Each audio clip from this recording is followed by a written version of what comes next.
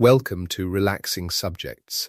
Tonight we are going to slow down together, you and I, and spend some time with the words of women who lived a very long time ago. There is nothing you need to know before we begin. There is nothing you need to figure out, nothing to remember, nowhere else to be. If your eyes are already heavy, let them close. You can listen with your eyes closed. The words will find you either way. Let me start with a single sentence. A woman said it out loud, and somebody kept it, and it travelled across 2,500 years to reach you in the dark tonight. Here is what she said.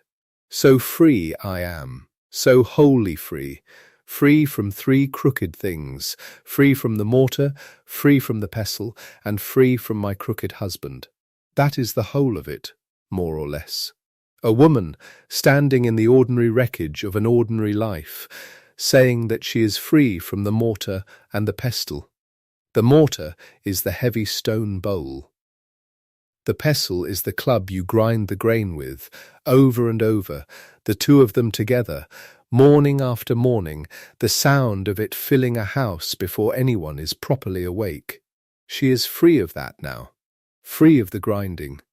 And free, she says, of her crooked husband, and you can hear the small dark smile in it, the way she puts the husband in the same list as the kitchen tools, one more crooked thing she is done carrying. Her name, as it comes down to us, was Mutta. And Mutta, in her own language, simply means freed. The freed one, a woman named Freedom, telling you she is free. Now here is the part I want you to hold on to. Softly, as you drift. We still have her exact words, not a summary of them, not a legend about her. The actual words she chose, in the actual order she chose them. They were spoken somewhere in northern India, roughly 2,500 years ago, 5 centuries before the year we count our own calendar from, and they were kept.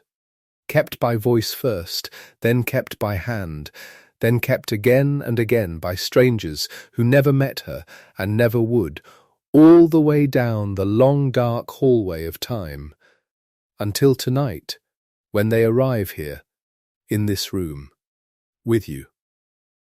That is a strange and lovely thing to think about at 3 in the morning. That somewhere back there, a woman set down the pestle for the last time and said out loud how it felt to be done with it, and that the feeling was worth keeping. Somebody thought so. Somebody thought this should not be lost. And it wasn't. Maybe you know something about 3 in the morning.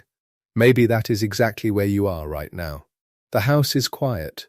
The day is over, and the next one hasn't started. And you are in that strange in-between country where the mind gets loud precisely because everything else has gone silent. And you are carrying something. I don't know what it is. It might be grief. It might be a tiredness that sleep doesn't seem to touch. It might be something you did a long time ago that comes back at this hour and only at this hour. It might just be the plain weight of having lived a while and having a lot to hold. Whatever it is, I want to tell you something true before we go any further, and I want you to let it be true, even if only for tonight. You are not the first. Whatever this is that you are carrying, someone carried it before you, carried this exact thing, this precise shape of grief or exhaustion or the quiet wish to lay a heavy thing down, and not only carried it, but found words for it, and the words survived. You are, provably, thoroughly, not the first, and that is not a small comfort. When you are awake at this hour, advice doesn't help. People telling you what to do doesn't help. But sometimes it helps, more than almost anything, to know that a real person with a real name felt the inside of this before you did, and lived long enough to say so. That is what we have tonight. A whole book of it. Let me tell you what the book is, gently, because it deserves to be said clearly, and then we can let the facts go soft again. The book is called the Therigatha. I'll say it once more, slowly, so it sits in your ear. Therigatha. It's two old words joined together. There means an elder woman, a senior woman, a woman who has been at something long enough to have earned the name. And gith just means verses. Songs, you could say. Poems meant to be spoken and remembered rather than read off a page. So the whole title means, simply, the verses of the elder women. The songs of the senior sisters. The poems of the women who had been around long enough to know. It has a companion, a brother volume, called the Therigatha, the same word but for the men, the verses of the elder monks. The two books sit side by side, the sisters and the brothers.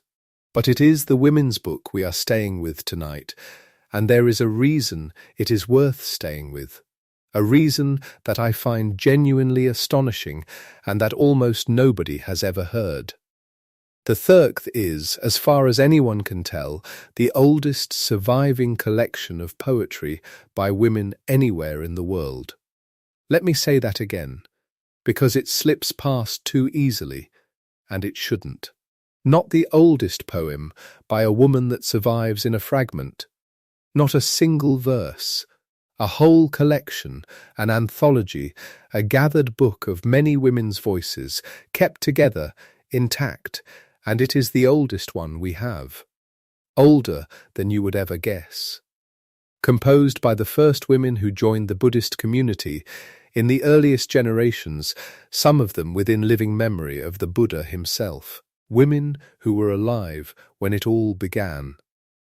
And here is the part that I keep turning over. Almost nobody knows it exists. Think about that for a moment, in the soft way you think about things at this hour. The oldest surviving collection of women's poetry in the world, first person, in their own voices, naming their own griefs and their own freedoms, and it sits, for most people, entirely in the dark. It is not on the shelf where you would look. It is not a book most people could name if you asked them. It has been quietly kept, and quietly forgotten, and quietly kept again, for over 2,000 years, and it is full of women who are otherwise completely lost to history. We know almost nothing else about most of them. Not where they're buried. Not what they looked like, really. Not the small daily facts of their lives. What we have of them is the one thing they most wanted kept. The words. Everything else about them has dissolved, the way almost everyone who has ever lived dissolves. But the words stayed. There is something in that which is itself a kind of comfort for the hour you're in. Most of a person doesn't last. Almost none of it does. And yet the inside of a person, the felt thing, the grief named exactly, the relief of setting something down, that turned out to be the durable part. That is what got carried. Not the monuments, not the wealth. The sentence a tired woman said about the pestle. Now, I want to be honest with you about one thing, because the honesty is part of what makes this feel true, instead of merely soothing, and because you deserve to be trusted with the real shape of it, rather than handed something tidied up. There are really two layers here, and they are not the same age, and I don't want to blur them for you. The first layer is the verses themselves, the poems. Those are the ancient part. Those are the actual words in the actual old language from those earliest women. When I read you a poem tonight, and I will read you several, slowly in full, so the old voice can reach you directly rather than through me summarizing it, what you are hearing is that first layer, her words. Mutt's mortar and pestle. That is genuinely old. That is genuinely hers. But then there is a second layer, and it came much later, and it is the layer that holds most of the stories. Because here is the strange thing about the verses. They very rarely tell you what happened to the woman. They don't come with a biography attached. A poem might be 4 lines of pure feeling, pure freedom, or pure grief. And it does not stop to explain who she was, or what she lived through, or why she was weeping. The verses are the feeling, distilled, with the story boiled away. So where do the stories come from, the ones people repeat, the mother and the mustard seed, the woman who lost everyone she loved in a single day, the famous courtesan who gave it all away? They come from a commentary.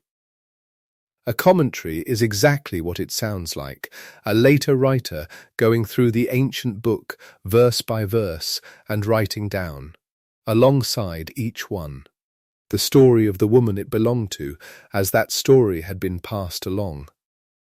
And the main commentary that gives us these women's lives was written by a teacher named Dhammapala in a work called the Paramathadpan, and Dhammapala lived roughly 1,000 years after the women whose lives he was describing. 1,000 years. Sit with that gap for a moment, because it is not a flaw in what we have tonight, it is one of the most moving things about it. The words are hers. The story of her life we have only as it was retold, a very long time after, by someone doing his best to hold on to what had been remembered. So when I tell you a woman's story tonight, I'll tell you honestly, this is how it was later remembered. This is the story as it came to be told, and when I read you her poem, that is the older thing, the thing closer to her own breath. And do you know, that gap between the two, the words we're sure of, and the life we can only half recover, that gap is itself the whole quiet theme of the night. Because that is exactly what happens to all of us, isn't it? What lasts of a person is never the whole of them. It's a few words, a saying they had, the particular way they said a particular thing. The rest goes soft and then goes dark. These women are simply the oldest example we have of that ordinary human fact, that the inside of a life can outlast almost everything else about it. So we'll hold both layers tenderly, and we won't pretend the later stories are eyewitness fact. And we won't let go of them either, because they're most of what we have, and they were kept with love. Let me come back to Mutta for one more moment, because there's a second half to her that matters, and it's where the real spine of tonight begins. She says she's free from the mortar, free from the pestle, free from her crooked husband, and you might hear that and think it's only a small domestic freedom, a woman glad to be out of a bad marriage and a hard kitchen. And it is that. But she doesn't stop there. She goes on.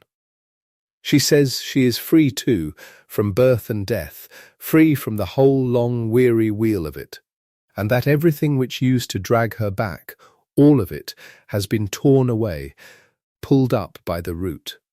Torn away by the root, that's the image. Not trimmed back, not managed, not coped with, uprooted, so it cannot grow again. And this is where I want to give you the line that we are going to return to, again and again all through the night, the line I want you to have by the end, so worn smooth by repetition that it becomes yours.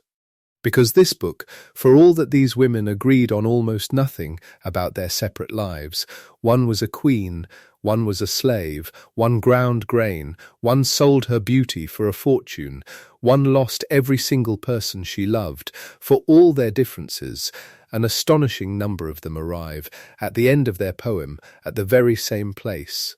They land on the same words, and the words are these: done is what had to be done. The burden is laid down. The burden is laid down. In the old language, ohito garukobro, the heavy load, set down. It comes back like a bell, poem after poem, woman after woman. Different life, different grief, different century of suffering, and then the same 4 beats at the end. like they'd all walked separate roads to the same doorway and set the same weight down on the same step. Done is what had to be done. The burden is laid down. Now, you might reasonably ask, the burden of what? What is the heavy thing they keep setting down? And the old answer to that is quieter and stranger than you'd expect. In the teaching these women lived by, there's a short text where the burden is defined, and the burden isn't your job or your grief or your bad marriage or your losses, though it can feel like all of those. The burden, in the end, is the self. The whole bundle of you, the body, the feelings, the endless machinery of being a particular person with a particular name who has to keep being that person every single day, keep holding it all up, keep carrying it from morning to morning. That's the load. That's the heavy thing. The self you haul around. And what these women found, or say they found, is that it could be set down. Not the person, exactly, not disappearing. Just the crushing weight of holding it all, the exhausting labour of being, the sense that you personally must keep carrying every last bit of it forever. That could be laid on the step and left there. And the relief of it, the sheer physical relief, like a woman finally putting down a water jar she's carried on her head up a long hill, that relief is what the whole book keeps circling back to. The burden is laid down.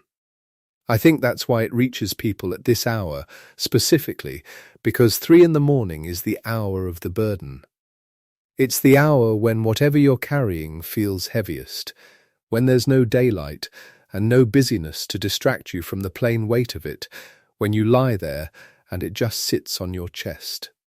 And here is a book, 2,500 years old, full of women who knew that exact weight, who named it precisely, and who each, in their own words, in their own time, found a way to say, I set it down.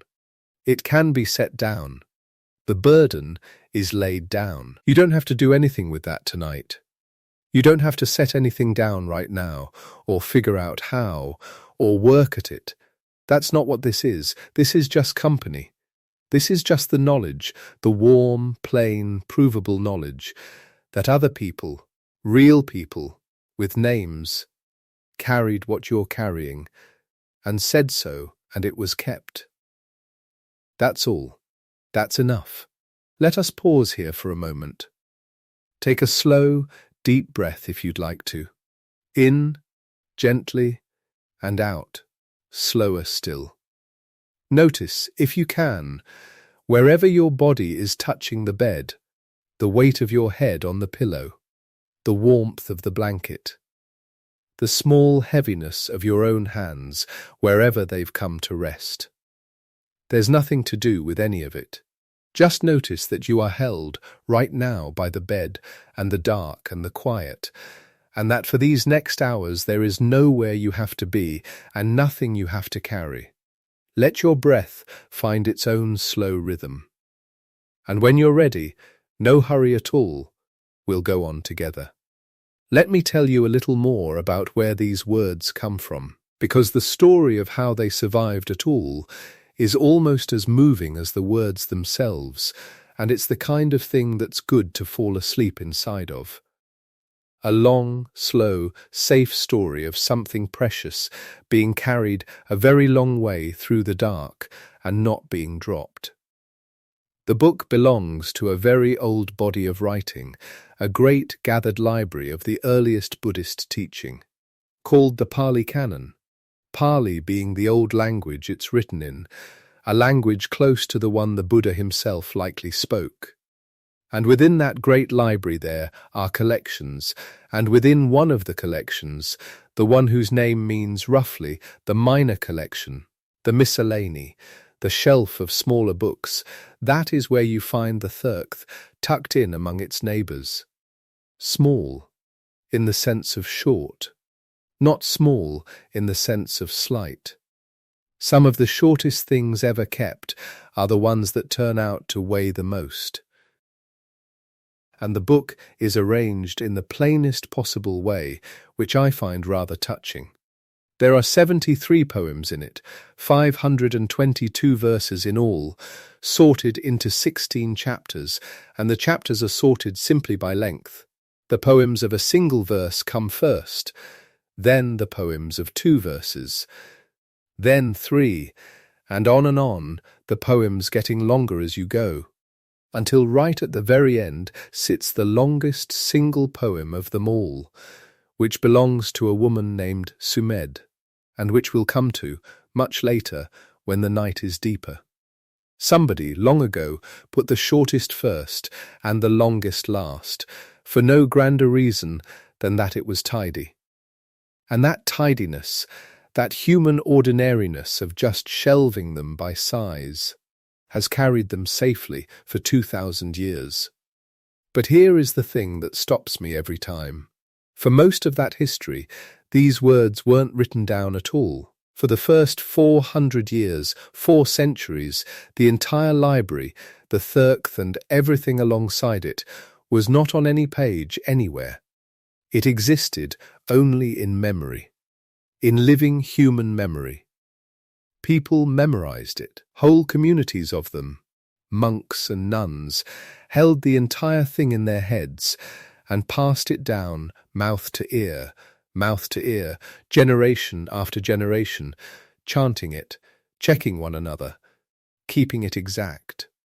That's how Mutt's mortar and pestle travelled the first stretch of the journey to you, not on palm leaf, not on paper, but as sound, held in one person's memory and breathed into the next person's over and over for 400 years without a single written copy to fall back on. I want you to really let yourself feel how astonishing that is, in the slow way you can feel things at this hour. There was a stretch of time longer than the United States has existed, longer, by far, during which the oldest women's poetry in the world existed nowhere in the physical world at all. It lived only inside people.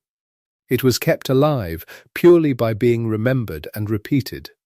If everyone who knew it had stopped on any given night, it would simply have been gone, the way a candle goes, and we would never have known what we lost.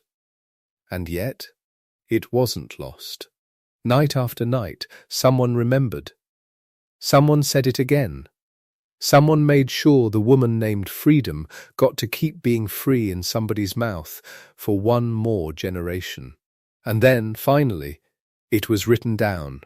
The tradition tells us it happened on the island we now call Sri Lanka, a long way south of where the poems began, at a monastery in a place called Aluvihare, near the town of Matale, up in the hills, in the caves there. It was a hard and frightening time, the old accounts say, famine, war, danger, that the memorizers themselves might not survive, that the long unbroken chain of remembering might finally break. And so a decision was made. Get it onto something that lasts. And they wrote the whole vast library down onto palm leaf, dried strips of palm, scratched with a stylus. The old ink rubbed in, around the 1st century before our common era. Some 400 years after the voices first spoke it, the words at last lay down on the leaf and rested there. Picture it, if it helps you drift. A cave in the hills, lamplight, someone chanting from memory, slowly, so it can be caught. Someone else bent over the palm leaf, scratching, careful, tired, making sure not one line is dropped. Outside, whatever danger was pressing in. And inside, this patient, unhurried, almost unbearably tender work of catching a voice before it could vanish, a woman's voice, from 4 centuries and 1,000 miles away, about a mortar and a pestle and a crooked husband, and the sudden lightness of being done with all of it. Someone thought that was worth saving in a cave, in a famine, when there were surely 100 more urgent things to do. Someone thought this should not be lost. It wasn't lost. And that, really, is the shape of the whole night ahead of us. A handful of women whose lives have otherwise entirely dissolved, whose faces and homes and graves are gone, whose 1,000 daily facts are gone, and yet whose exact words about grief and about freedom and about setting a heavy thing down were carried by voice for 400 years, scratched onto leaves in a cave, copied and recopied by strangers for 2,000 years more, translated at last into English so that they could reach a room like this one, and are arriving now tonight at the exact hour you happen to need to hear that you are not the first. We'll meet them slowly, one at a time, the way you'd want to be introduced to people who came a very long way to see you. There's a woman whose whole world was taken from her in the space of a single day, the way the story was later told, and who found her way back through something as small and ordinary as watching wash water sink into the ground. There's the mother everyone knows the story of, the one with the mustard seed, though I'll tell you honestly that the mustard seed story isn't actually in her poem at all. And I'll tell you what her poem does say, which is quieter and I think better. There's a woman who knelt in a burial ground, crying out her dead daughter's name, and the strange, staggering thing a voice said to her there. There's the woman the Buddha's own community began with, his aunt, the one who raised him, walking a long dusty road on swollen feet to ask 3 times to be let in.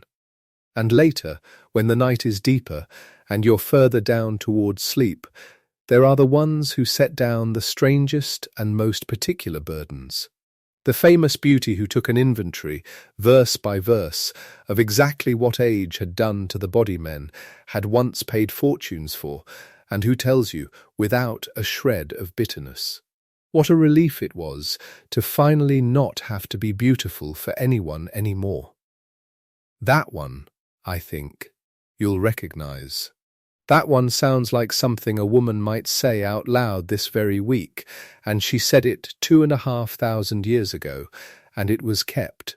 There's a woman who was born a slave, a water carrier, who out-argued a learned priest at the river's edge with nothing but plain reason and won.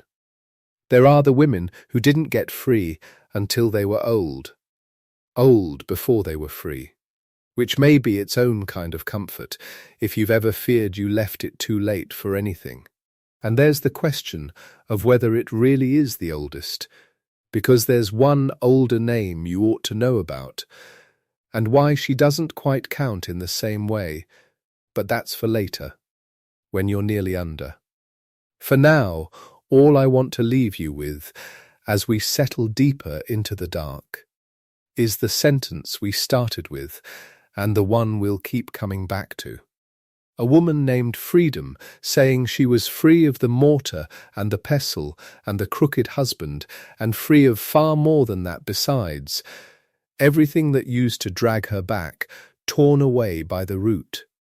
And underneath her, and underneath all of them, the same low bell that keeps ringing all through this book, from queen and slave and grieving mother alike. Done is what had to be done. The burden is laid down. You don't have to lay anything down tonight. You don't have to do a single thing. You only have to lie here, held by the dark, and let these old voices keep you company for a while. Real women, with real names, who carried what you're carrying, and found the words for it, and were kept. Let that be enough.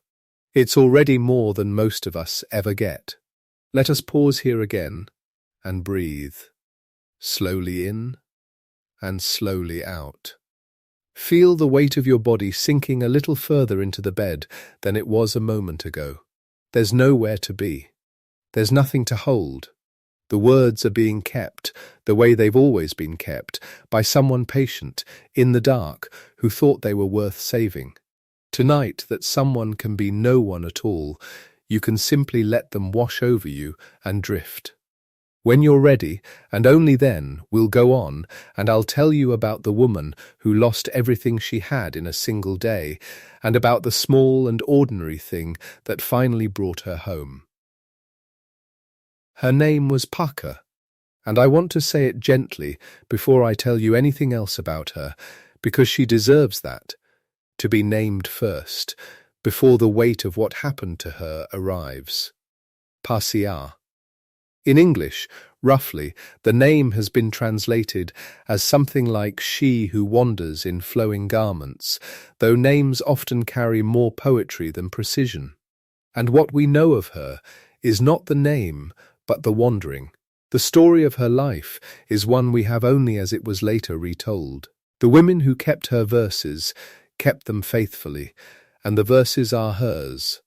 But the account of what those verses came from, the account of what she lived through, that comes to us through Dhammapla's commentary, written some 6 centuries after her time. So when I tell you what happened to her, I am telling you a story that was told again and again across that long gap, and then finally written down. I tell it as it was told. I think it matters that you know that. Not to hold you at arm's length from it, but because the fact that her story travelled so far, through so many mouths and so many careful memories, before anyone committed it to palm leaf, that fact is its own kind of testament to what it meant to someone to preserve it. Someone thought it was worth remembering. Someone kept it. And so here it is, arriving at you, in the dark. As the tradition later told it, Paka was a woman of a merchant's family. She had gone with a servant, or in some versions, eloped against her family's wishes, and settled into a life far from the home she came from. She was pregnant with her first child when she set out to return to her parents' house, as was the custom, to give birth under their roof. On the road, the child came early. They turned back. By the time she was pregnant again, with her second child, she tried once more to make the journey. And on the road the second time, everything that could come apart began to. There was a storm. Her husband went to cut grass for a shelter, and on the way back was bitten by a snake and died before he reached her. In the morning she tried to cross the swollen river with both children. The river was high and fast. She could not carry both across at once. She left the younger on the bank and waded across with the older child, set the child down on the far side, and turned back. Halfway across the river, a hawk saw the infant on the bank and took it. She cried out. The older child, hearing his mother cry out from the middle of the river, moved toward the water and was swept away. She stood in the current, having just watched both children go, turned back toward the road, and found her husband dead in the grass, where he had fallen. She kept walking. She came to her parents' village. A traveller met her on the road and told her, before she could reach the house, that her parents' house had collapsed in the night, and her parents and her brother were inside it when it fell, and their bodies were on the pyre together. He told her gently, and she received it. She went mad. This is what the story says, that the weight of all of it, the infant taken by a hawk, the child swept by the river, the husband's snake bitten in the grass, the house collapsed and the family inside it, came together in her at once, and her mind, which had been holding everything as long as it could, let go. She walked and walked. Her clothing fell from her. She did not notice. People scattered from her or called after her, and she did not hear. She wandered naked and grieving, a ghost of herself, through towns and roads and open ground. She wandered until she reached a place where the Buddha was teaching, and the story says that when she arrived, matted and barefoot and undone, he spoke to her. He spoke to her not with alarm but with steadiness. He called her back to herself. He said her name. And gradually, something in her returned. She became a nun. She took the robe and shaved her head and joined the order. She not only recovered, she became, in the Vinaya, the great compilation of monastic rules. One of the bhikkhuns singled out for special praise, foremost among those skilled in the discipline and the monastic code. The woman who had lost everything in a single cascade of mornings became a teacher. Many women came to her, women who had also lost children, and she held them, and she taught them what she knew. I want to stay here a moment before I tell you about her awakening.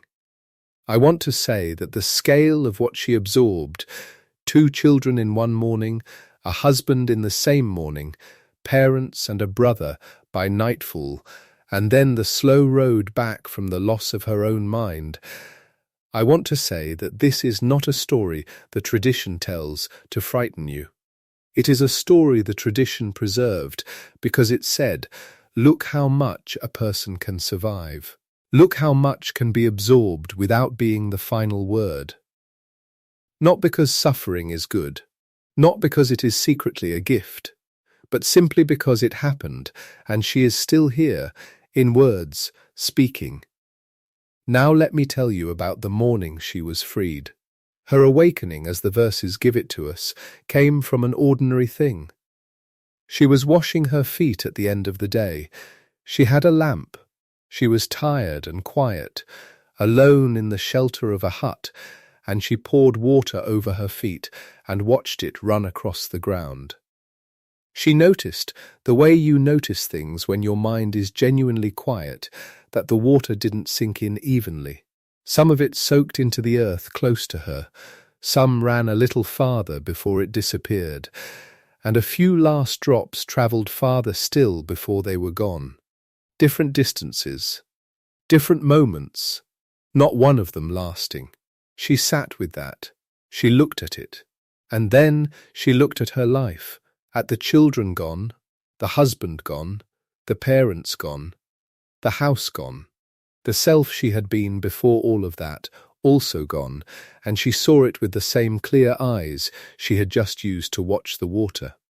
Things go at different distances, not one of them lasting, not because they should not have been, but simply because this is the nature of things without exception. The water and the children and the husband and the happiness she had known, all of it had sunk into the ground at its own pace, in its own moment, just as it was always going to. That night she watched the flame of her lamp, she watched it burn. And then, at some late hour of the night, the flame went out, and at the moment the lamp was extinguished, at that particular moment of quiet ordinary dark, her mind was freed. The verses say it plainly, without drama she saw, in the going out of the light, what it was she had been watching all along. The self that clings and suffers and accumulates its weight, it is a flame. It burns because it is fed, and when there is nothing left to feed it, it simply ceases, not as a tragedy, not as a loss, as a lamp going out when its oil is gone. Peacefully, at the right time. Done is what had to be done. The burden is laid down. She said those words. They are in her verses. The same line that runs through this whole collection like a low and quiet bell, and you will hear it again before this night is over. Done, laid down. Take a breath with me now. Slowly in and slowly out. Let the body be a little heavier than it was. There is nothing to figure out in what I've just told you, nothing to carry forward as a lesson or apply to anything. It is only a story held in the dark, belonging to a woman named Pa-Sia, who lost more than most of us will ever be asked to lose, and whose words, not her biography, her actual words, are still here, in a book, waiting to be spoken to someone awake at 3 a.m. And tonight they are being spoken to you. Let that simply be what it is. When you are ready, we'll continue. There is another woman I want to bring to you now, one whose name you may already know. Her name is Kisagotami, and the story most people tell about her is almost certainly not in her book. Kisagotami.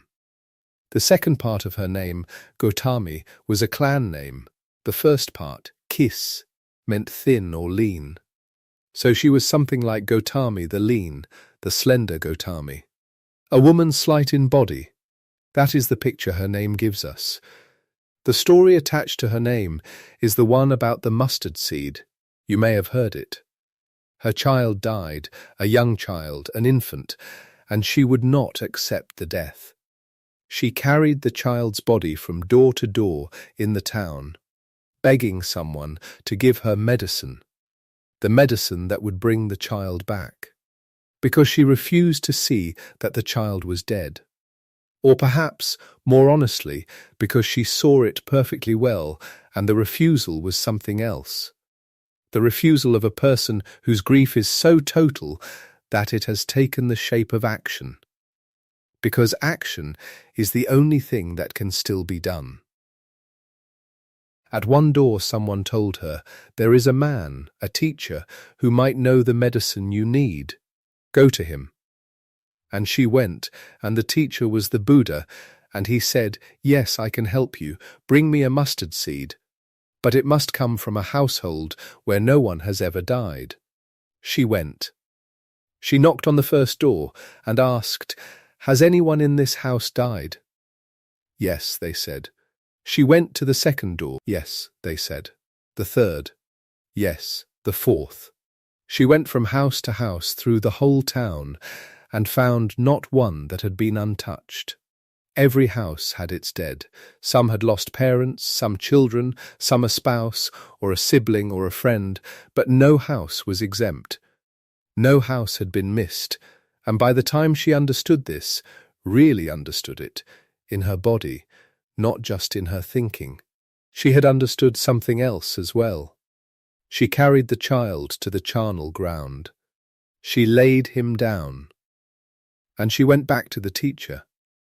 Now that story is almost entirely from the later commentary, from Dhammapla's Paramathadpan and from the Dhammapada commentary, both written many centuries after Kisagotami's time. It is the story the tradition chose to give her, to set the stage for her verses. I am not telling you the story is false. Tradition is not the same thing as falsehood, and these stories were kept because they held meaning that someone, generation after generation, needed held. But the story is not her words, it is the frame around her words, and her words are quieter and stranger and more honest than the parable. What the verses give us is a woman who has understood suffering from the inside and who speaks about it without consolation, without tidying it up. In the real verses of Kisagotami, there are lines about the suffering common to women, the difficulty of what women are expected to carry in a body, in a life, in a marriage. And there are lines about death, and the way the path she has walked has led her through it rather than around it. There is a line about finding the sweetness of the noble path, by which she does not mean that suffering was sweet, but that arriving, after grief that specific, at a way of moving through the world, that arrival tasted like something. Not happiness exactly, something older than happiness. Steadiness, and there is a verse, I want to stay with it for a moment, in which she says that many a night she had lain awake, many a night the darkness had been her companion, and that she had learned, through a kind of long companionship with difficulty, the nature of this world. Many a night, not one night of dramatic revelation. Many, the accumulation of ordinary dark nights, one after another, each one moving through her and not destroying her. That is her testimony. Many a night. There is something about that phrase, addressed to a person awake in the dark right now, that goes directly in, doesn't it?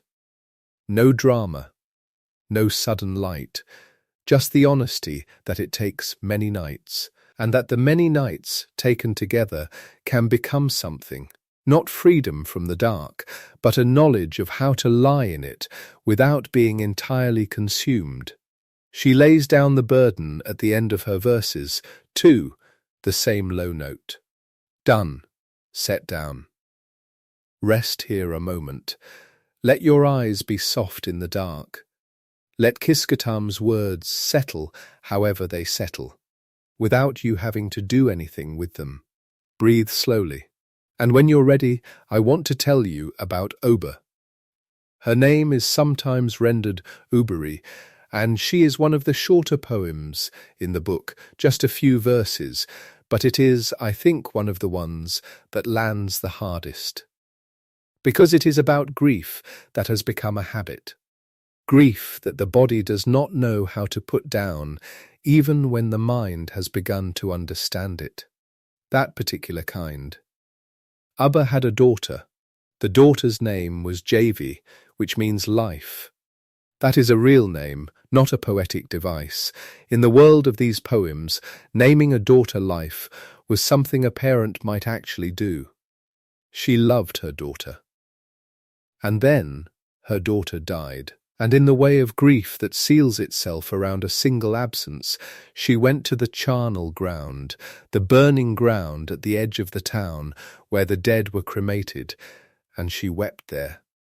She went there again and again, crying the same thing, JV, my daughter.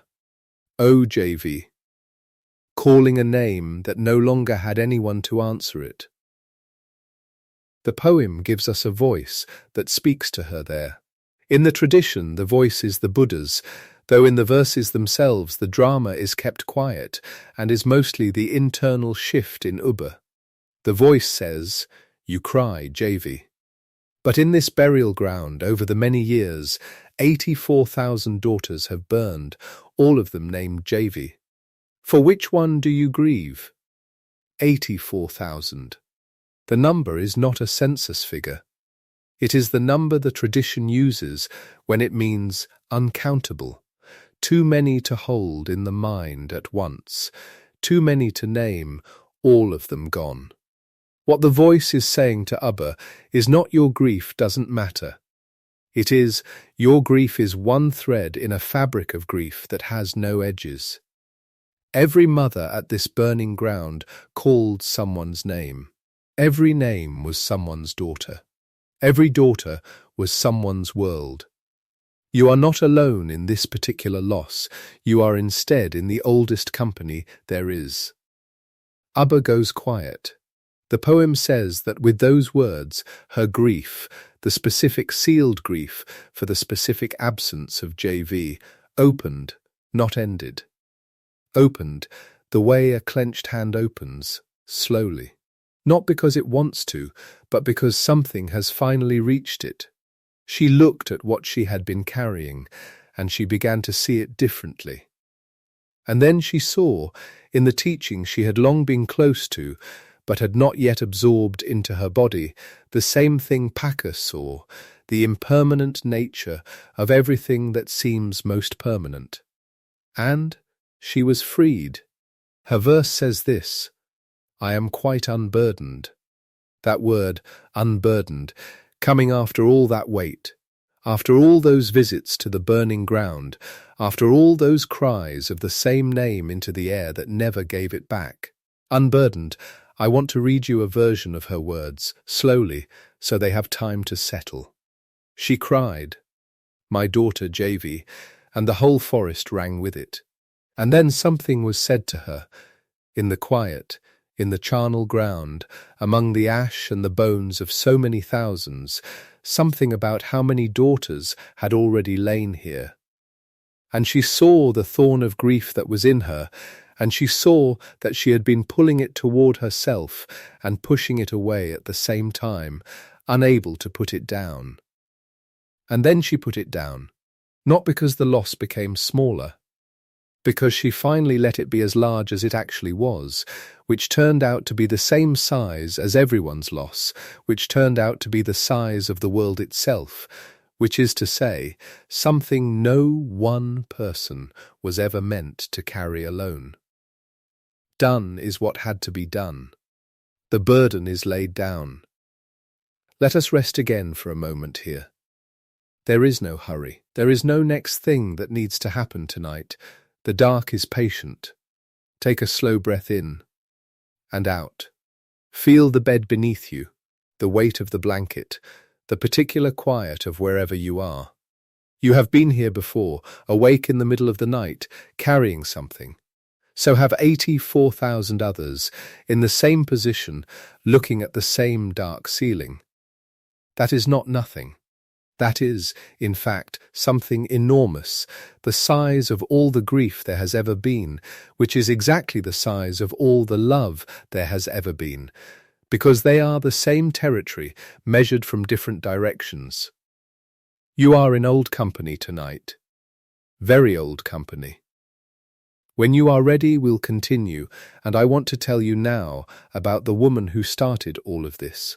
Or rather, the woman who made it possible for any of this to exist at all. Because before there were nuns with verses, there had to be an order of nuns.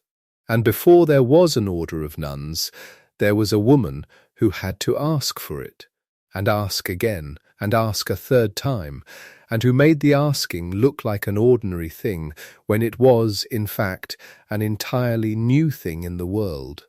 Her name was Mahapajapatgotam. Ma Pajaptagotam. It is a long name and a significant one. Ma means great. Pajpat is a name meaning something like she who is the lord of a large assembly, a name for a woman of status, and Gotam was the clan name she shared with the Buddha himself, because she was his family. She was his mother's sister. When the Buddha's own mother, Mai, died shortly after his birth, it was Mahapajpat who raised him. So she was, by every practical measure, his mother, the woman who held him when he was an infant, who fed him and kept him, who watched him grow into the person who would walk away from the palace and become the teacher the world remembers. And then she watched him teach. And then she wanted to practice what he taught. She asked to be ordained. She came to him and she asked, "May women enter the practice? May we take the robe and the vow, live the same life of renunciation that the monks live, pursue the same liberation?" And the tradition says he did not answer her. He was silent, which in the conventions of that world was a refusal. She did not go home. She shaved her head. She put on the ochre-coloured robes of a renunciant, and she gathered a group of Sakyan women, noble women, women from the clan the Buddha himself had come from, and she walked with them to find him again. Barefoot, in the heat. The road was long, and the dust of it settled on her feet and ankles, and on the feet of the women walking beside her. By the time she found the place where he was staying and presented herself to him, her feet were swollen and her face was flushed from walking, and she stood there, in the robes she had put on without his permission, on feet that told the story of the distance she had come. And she asked again. He did not answer again. Not directly, not yet.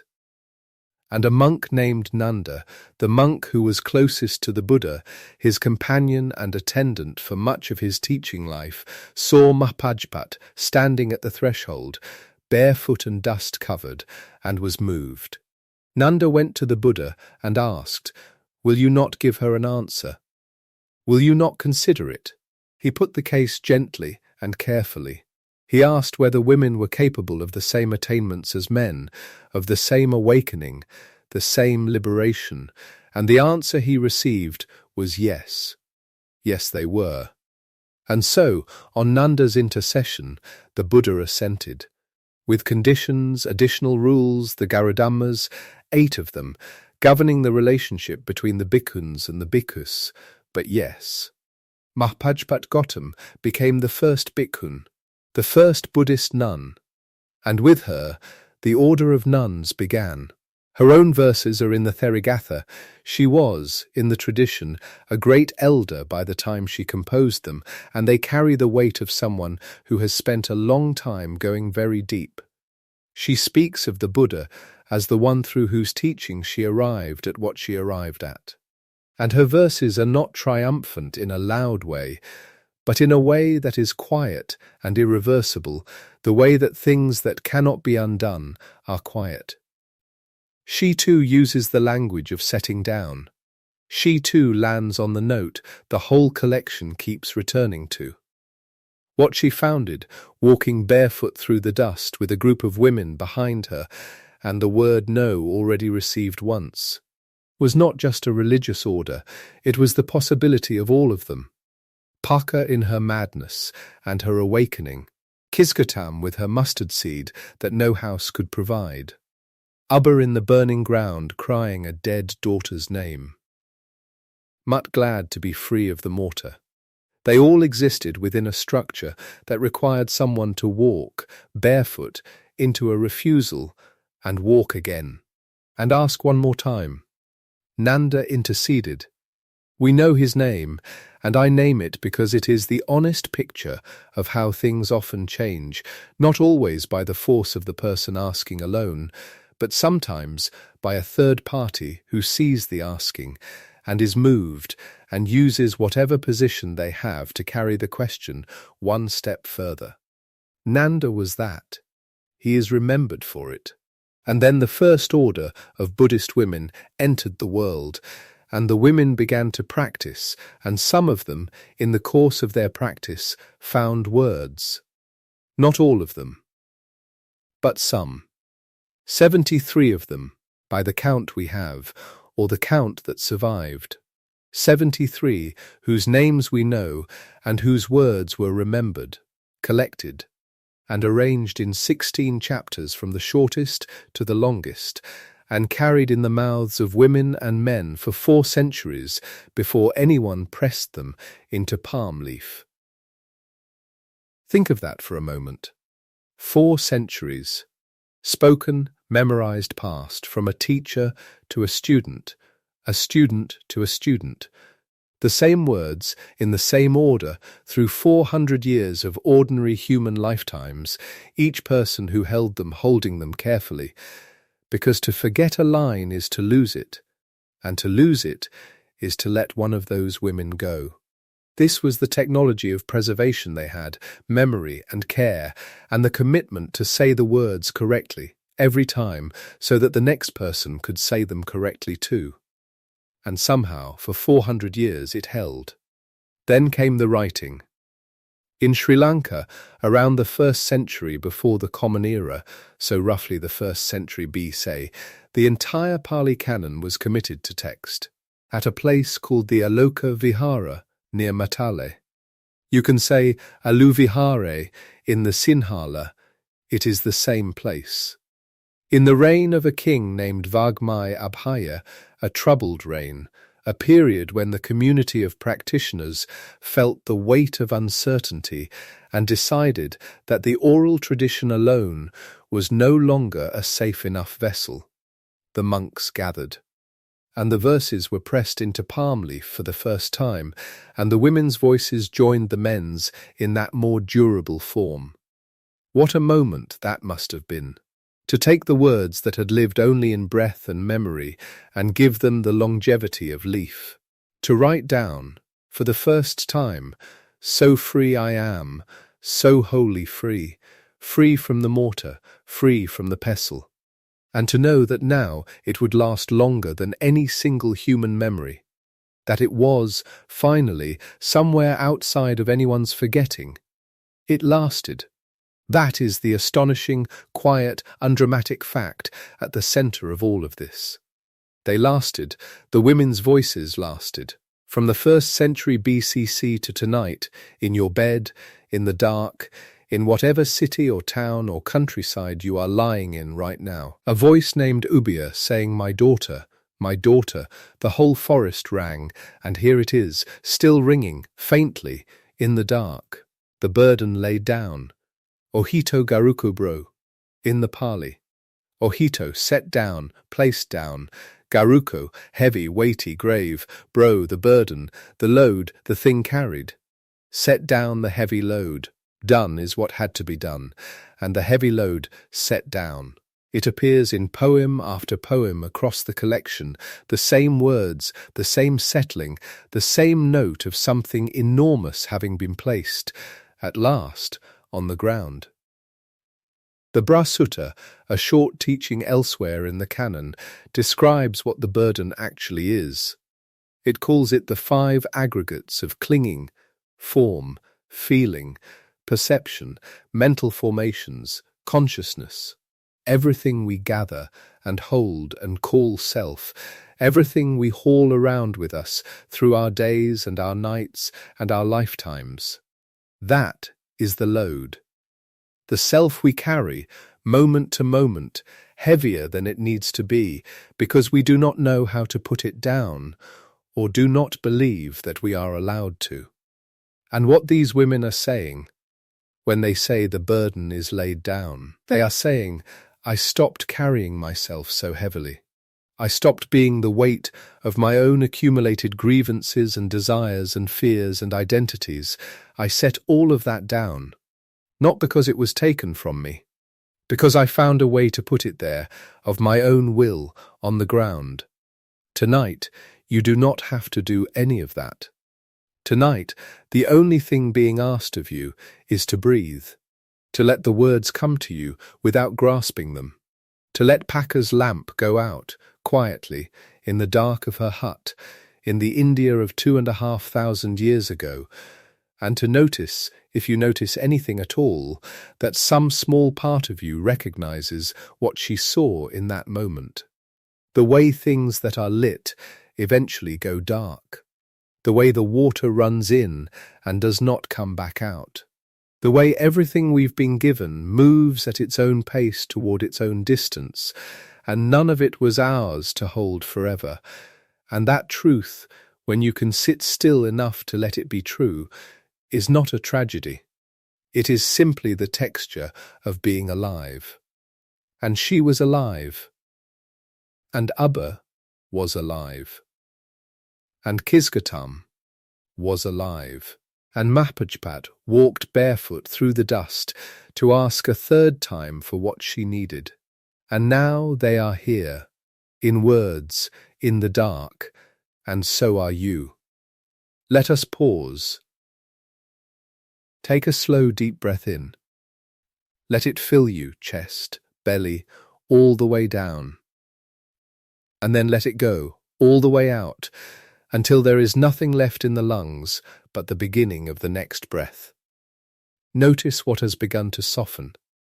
Notice, if you can, the weight of the bed holding you and the particular quality of the quiet in the room, and the fact that for this moment there is truly nothing being asked of you. The words will still be here when you're ready. The women will still be here. They have waited 2,500 years. They can wait a little longer. When you're ready, and only when you're ready, we will move on, and I'll bring you a woman whose story is almost entirely in her own words. And those words are about her body, and about what it was like to have a body that was once very beautiful, and then was no longer, and what was set down, quietly, along with the beauty. Her name is Ambapali, and what she wrote is one of the strangest and most recognizable things in this entire collection. Her name means mango girl, or close to that, Ambapali, from amber, the mango, and pla, guardian or keeper. She was, as the tradition remembered her, the most famous courtesan in the Republic of Vesali, a city in what is now northern Bihar in India, and the word courtesan doesn't quite carry what she was. She wasn't hidden, she wasn't ashamed, she was, by the account of later centuries, one of the most celebrated and powerful women in her city, sought after, wealthy, the keeper of a mango grove that was considered one of the wonders of the region, a grove she gave to the Buddha and his order when he was old and passing through. That gift is recorded in the early texts. She herself is recorded. And then her poem is recorded. We have her own words. The life story, how she became what she was, what she did before she offered the grove, that comes to us through Dhammapla's commentary, 1,000 years after her time. So we hold it gently, as we have held the other life stories, as the shape of a tradition's memory of a woman, not as eyewitness account. But the poem itself, the poem is hers. And it is, I want to say this plainly, one of the most extraordinary things in this entire collection. Let us move into it slowly. The poem, in the way it is organized, is a long inventory. She goes through her own body, part by part, the way you might go through a house you are leaving, touching each room, knowing what it was, knowing what it has become. And at the end of each stanza, every single one, she arrives at the same line. A refrain, not a lament, not a protest. Simply, this is exactly as the truth-teller said it would be. Not otherwise. In Pali, the tradition says something like, Iti tatha sakavdino. The words of the truth-teller hold. This is not otherwise.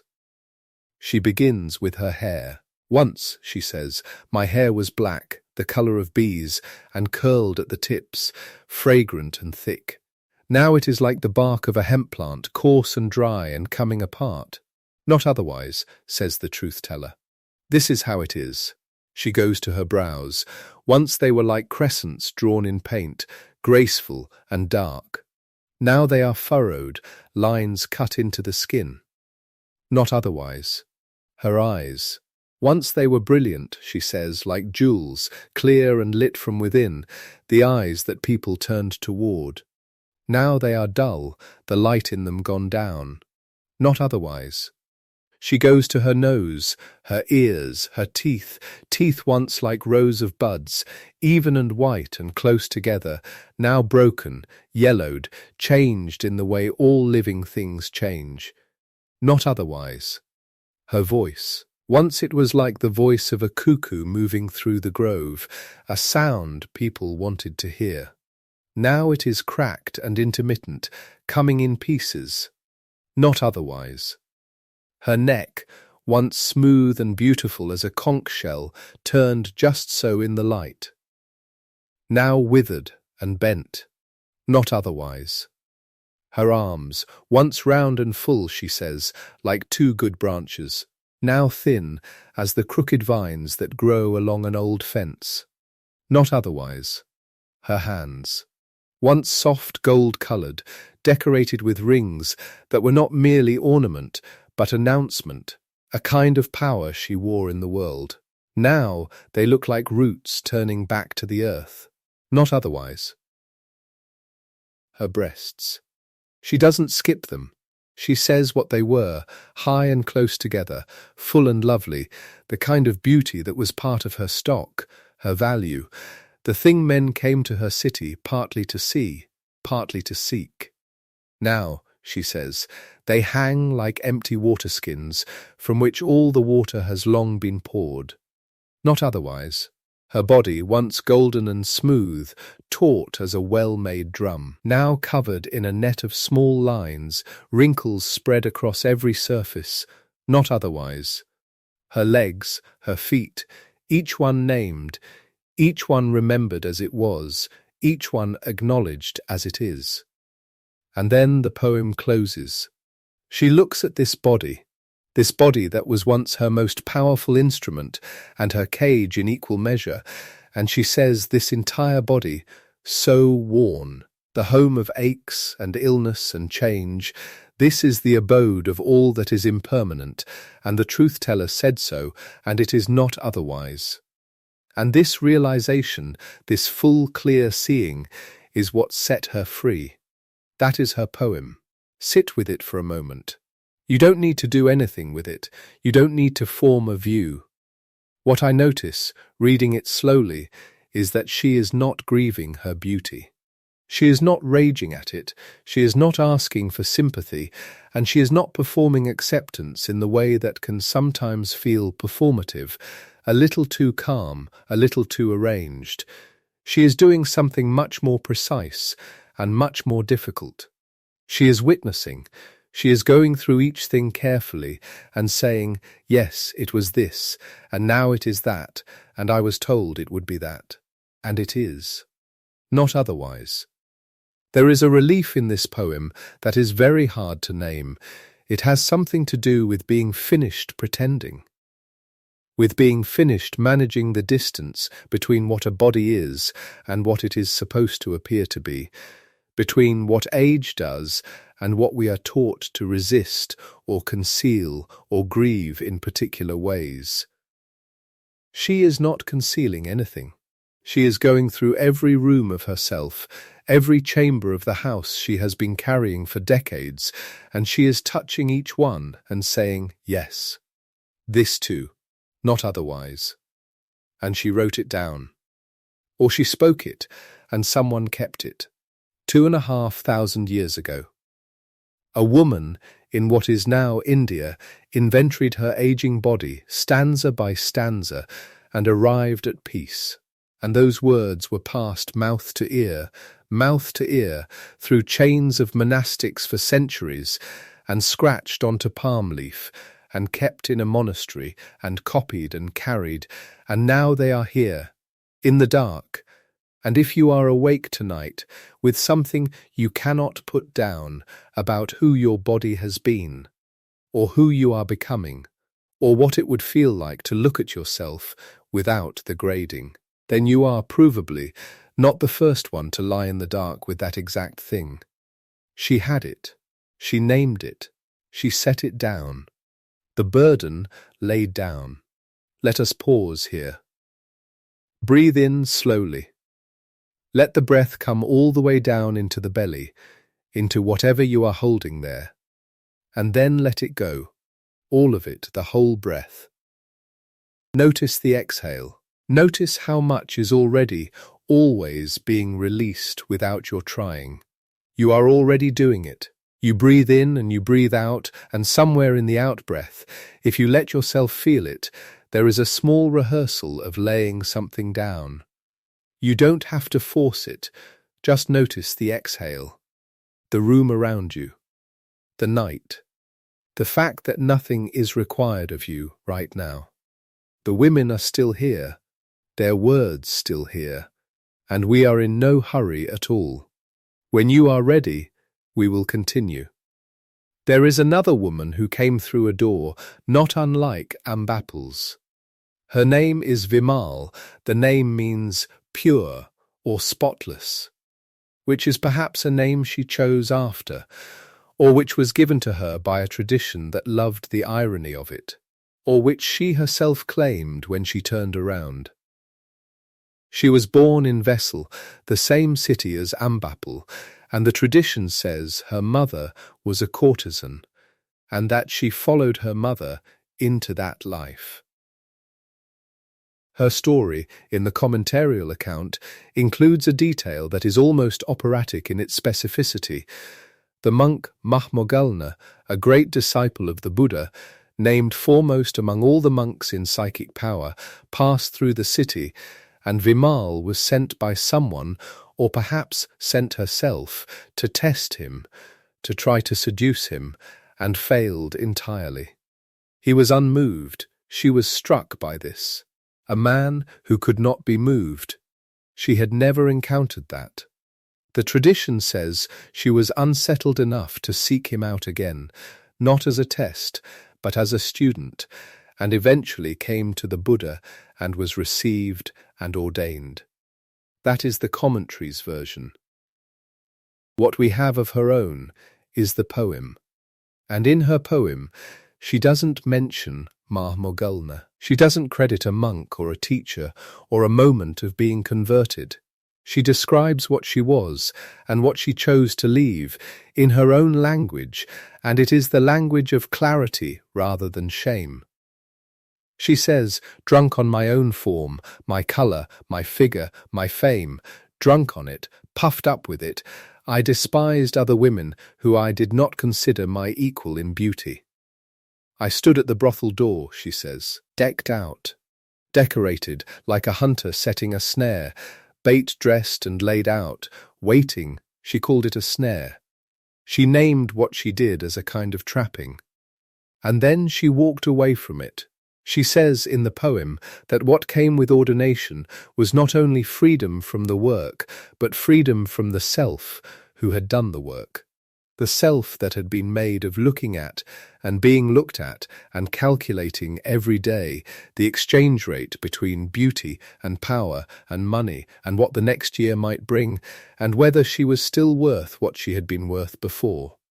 She set it all down, the whole apparatus, the mirror and the door and the calculating and the being valued and the managing of how she was seen. And her poem names it without self-pity and without self-congratulation. It is what it was. It is not that any more.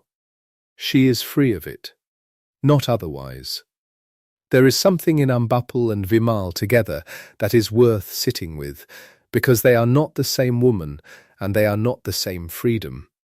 Ambapali's poem is about time, about what the body does when time passes through it, about the long, slow arc of a life that moved from one kind of existence toward another.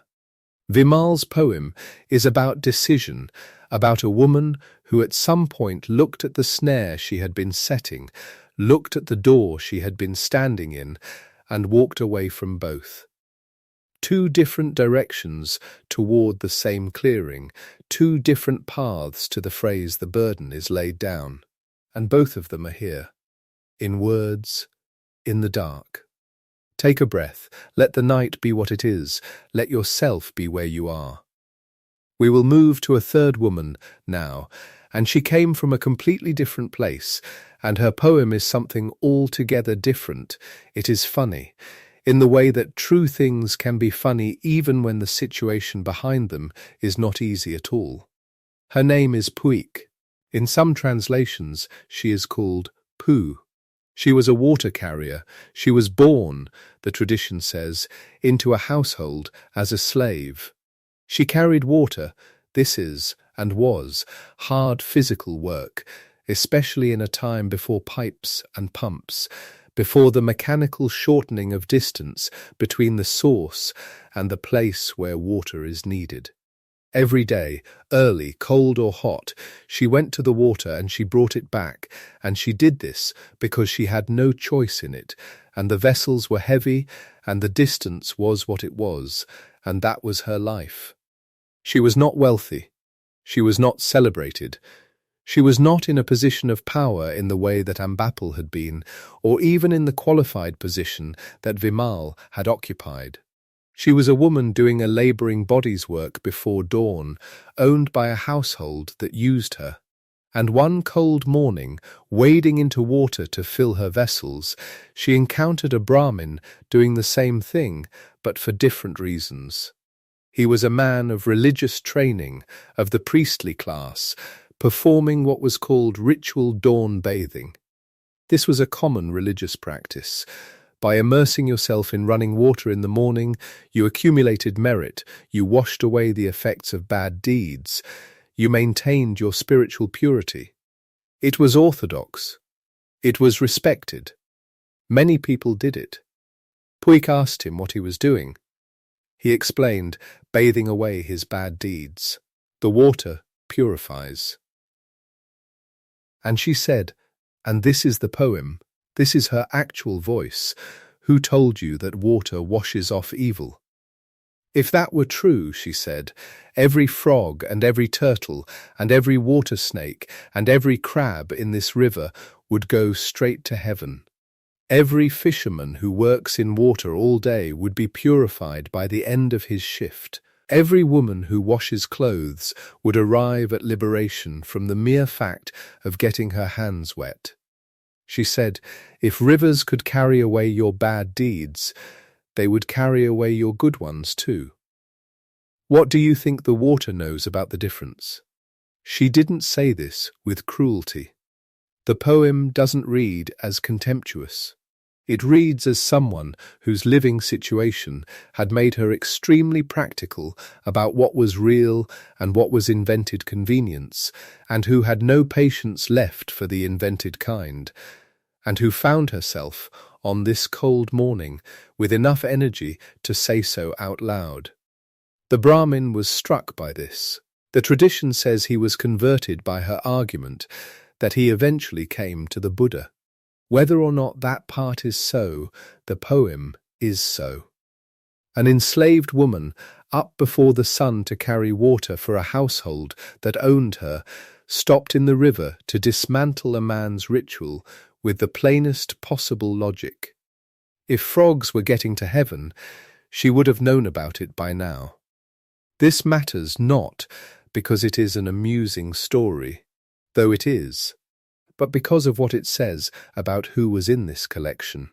Not only queens, not only courtesans whose beauty gave them a kind of power even in constraint, not only women who came from educated households. A slave woman's voice is in this book. Her specific, sharp, river-cold argument is in this book. It was kept with the rest. It was considered worth keeping. The burden laid down. And it was laid down, for her, by a path that began in wading into cold water before dawn and trusting her own logic. Let us pause here for a moment between her and the next woman. Breathe in slowly. Notice the warmth of the bed, the weight of the dark. Notice that you have been listening, really listening, to voices that are very, very old, and that something in you knows how to receive them, knows that they are true, even though they come from such a distance that the distance itself is nearly impossible to hold in the mind. 2,500 years, that is so long. That is longer than almost anything in the written record. And yet the woman in the cold river, the woman at the door, the woman going through her hair and her brows and her eyes and saying not otherwise, not otherwise, not otherwise. You know these women, they are not strangers. When you are ready. There is a short poem, one of the shortest in the collection, spoken by a woman who is named, in the text and the tradition, only as Sumagala's mother. Sumagalampt, the mother of Sumagala. We have only this one small piece of her, her name as it was recorded by her child, and her poem. She was a householder woman. Married, working, making and maintaining a household in the practical, daily, granular way that householder life requires and has always required, and that across the whole span of human time has consisted of the same basic set of tasks performed by the same basic category of person, and that category has very often been women. Her poem is this, in the version that is perhaps the most faithful to its plainness: I am free, so wonderfully free. Free from 3 crooked things, free from the pestle, free from my shameless husband and his work with sunshades, free from the pots that smelled of old cooking, and free, too, from hunger's grip. So I sit at the foot of a tree, and I think, oh, the happiness. That is the whole poem, or close to it. A few lines. She names the pestle, the tool used to pound grain, the same tool that Mutta named, the mortar and the pestle, and I want to stay here for a moment, because this keeps recurring in the collection. This pestle, this particular implement of the household's daily grinding, and it seems worth saying plainly, it was not metaphorical. These were women who spent hours every day pounding grain by hand, because there was no other way to prepare it, because the alternative was hunger, and this work fell to them, and it was exhausting in the way that repetitive physical labour in service of others is exhausting. Not dramatically, not visibly, just steadily and completely, day after day. The weight of the pestle and the turning of the grain, and she named it. In the poem that was kept 2,500 years, she named the pestle first, not something grand. The pestle. Then her husband, shameless, she says, involved in the making of sunshades, which in the tradition of reading this poem is either an insult to the quality of his character or an insult to the meanness of his trade, or probably both. The way shameless and sunshade maker together form a picture of a man who was small in ways she had absorbed for a long time and did not have to absorb any more. Then the pots, the ones that smelled of old cooking, the smell of the residue of meals already eaten, the vessels that needed to be cleaned and would need to be cleaned again, the ongoing cycle of the kitchen's demand. And then hunger itself, not as metaphor, but as the real thing.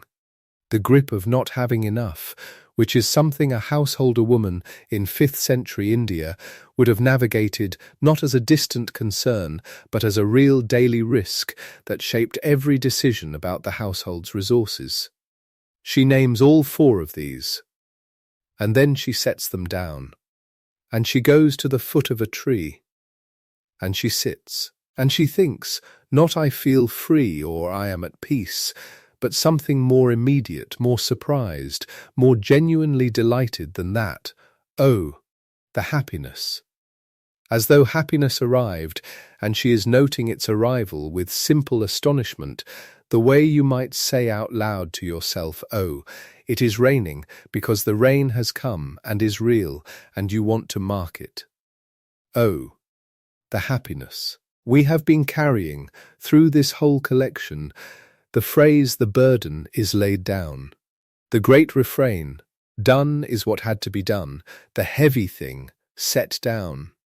And here is a version of it that doesn't use those words at all, that arrives at the same place through the pestle and the pots and the shameless husband and the grip of hunger and the foot of a tree, and says only, "Oh, the happiness." She was a mother. She was ordinary, in all the ways that ordinary means having done the work that sustains everything and is usually invisible. And someone kept her poem. Take a breath. Let the breath be slow. I want to tell you something about how these words reached you, about the path they travelled to get here, to this room, this dark, this particular night. Because it is not simple. And because the simplicity of holding these words, the ease of hearing them now, conceals a journey that is so long and so fragile that it is itself, I think, a kind of wonder. Ambapali spoke her poem. Paka spoke hers. Puik spoke hers from the river. Sumagala's mother spoke about the pestle and the tree. These were oral compositions, first, not written. They were spoken, and then they were remembered, and then they were spoken again, and then they were remembered again. For roughly 400 years, the Pali Canon, the entire body of texts in which the Therigatha sits, the Khuddaka Nikaya, the Sutta Pitaka, all of it was passed down not on paper or parchment, not in a library, but in the minds and mouths of monastics who were trained from childhood to hold enormous amounts of text in exact memorized form. This was a specific and demanding skill. It was treated as sacred. It was taken seriously. Groups of monks and nuns held different sections of the canon, different books, different chapters, each group responsible for the perfect preservation of their portion, each generation teaching the next. For 400 years, approximately 400 years, give or take, between the earliest compositions and the moment when the words were finally written down. Think about what 400 years of oral transmission means. Every generation could drop a line, slip a word, misremember a refrain. Every generation was also a generation that understood its responsibility and took it to heart. The repetition itself was a form of fidelity, a form of love. The act of saying the same words again in the same order was the act of keeping faith with the person who first said them. And then, around the 1st century BC, roughly 2,050 years ago now, give or take, in the reign of a Sri Lankan king named Vagmai Abaya, whose reign the records place at roughly 29 to 17 BC, a decision was made. The tradition places it at a monastery called the Aloka Vihara, sometimes called the Aluvihare, still standing today near the town of Matale in the hill country of Sri Lanka. There, over months or years, scribes and monastics committed the canon to writing for the first time. They pressed the words into palm leaf, actual leaves, dried and prepared, thin and perishable, with a stylus, letter by letter, line by line. Puik's river argument, Sumagala's mother's O, the happiness, Ambapal's not otherwise. All of it pressed into palm leaf in a cave in the hills of Sri Lanka. Palm leaf copies do not last forever. They dry and crack and are eaten by insects and mould and decay, as all organic things decay. So what the Aloka Vihara produced was not one final permanent copy. It was a beginning of a copying tradition, each generation of monastics copying the leaves again before the old ones crumbled. A chain of hands replacing each generation's crumbling copies with new ones. And at some point, very much later, the copies were translated.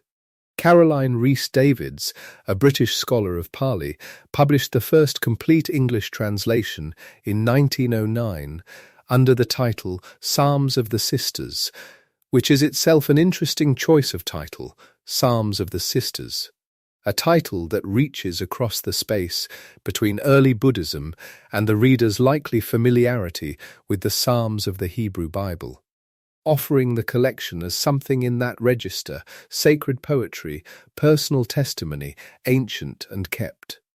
Then K.R., Norman's scholarly edition, Elders versus the Second.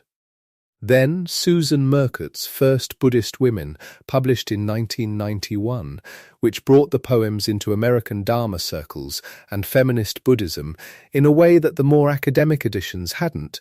Murcutt wrote about the women, as people with lives and histories and a specific, hard-won freedom, and the book circulated in the rooms where women sat together and read and talked about practice. And then Charles Hallisey's edition in 2015, published by Harvard University Press in the Murti Classical Library of India series, a facing-page edition with the Pali on one side and his English on the other, made for the general reader as much as the scholar, and now in American university courses and Dharma groups and the libraries of people who love old texts, the edition that is perhaps most often opened. That is the path, voice to voice for 400 years, then stylus to palm leaf in a Sri Lankan cave, then leaf to leaf for 1,000 more years, then ink to printed page, then page to here. To the dark, to you, the burden is laid down. And I want to say this gently, because the path matters. This collection almost did not arrive. The women who composed these poems built an order, the Bhikkhun order, the order of Buddhist nuns, that eventually died out in the Theravada tradition. Not all at once, not dramatically. But over centuries, the conditions for valid bhikkhun ordination in the Theravada lineage became harder to maintain, and the lineage thinned, and by around the 11th century say, it had effectively ended in Sri Lanka. The women were gone. The order they had built from Mahapajapat's barefoot walk through the dust was, for practical purposes, closed, and yet the poems survived. Because the poems had been committed to the canon, to the palm leaf, to the copying tradition, they survived even without the living lineage that had produced them. They were kept in a library long after the library had stopped receiving new volumes. It took until 1996 and 1998, mass ordinations at Sarnath and at Bodh Gaya, the place of the Buddha's awakening, for the Theravada bhikkhun ordination to be formally revived. This was controversial. There were debates about validity, about lineage, about whether the revival followed the rules properly. These debates are still, in some places, ongoing. The women in this book were the beginning of that order. They composed these poems. The poems were kept, the order was lost and recovered, and we are here, now in the dark, and the poems are being read. Let us pause. Breathe slowly, all the way in, all the way out. Notice the warmth, notice the particular quality of being awake in the night, which is its own kind of quiet, not the quiet of sleep, which you move through without knowing, but the quiet of being awake and still, of the world having gone very dark and very soft around you, and the breath being the realest thing. You don't need to remember any of this. You don't need to hold the dates, or the monastery's name, or the sequence. If one image stayed, the palm leaf, the cave, the stylus, the sound of a woman's poem being spoken into the memory of the next generation so that it might reach you tonight. If one image stayed, let that be enough. There was a woman in the city of Vesali who had been beautiful, and who named her beauty and her aging and her freedom in the same poem. There was a woman at a brothel door who recognized what she had set out and walked away from it. There was a slave woman in a cold river who told a man with great confidence what water cannot do. There was a mother at the foot of a tree who said, "Oh, the happiness." They are all in this book. Their words came through 400 years of human memory and a cave in Sri Lanka, and the careful hands of people who understood that these specific words were worth keeping. And they arrived here. The burden is laid down, not otherwise. When you are ready, and only when you are ready, there is more. There is one more woman I want to tell you about before we reach the end of this book.